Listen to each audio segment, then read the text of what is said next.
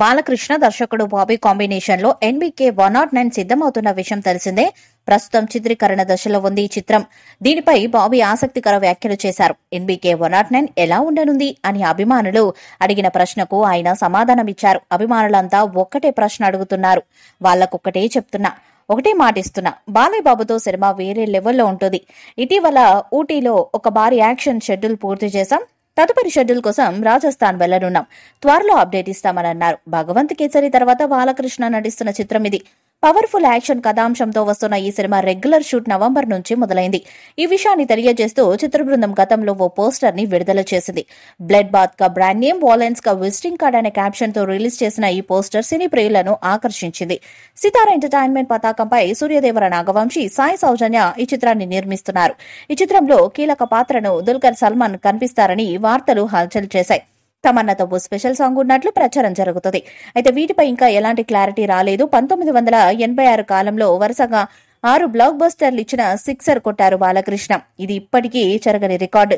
వరుసగా 6 హిట్స్ చాలా మంది హీరోలకున్న ఒకే ఏడాదిలో 6 హిట్లు మాత్రం నేటి హీరోల్లో బాలయ్యకు మాత్రమే సొంతం.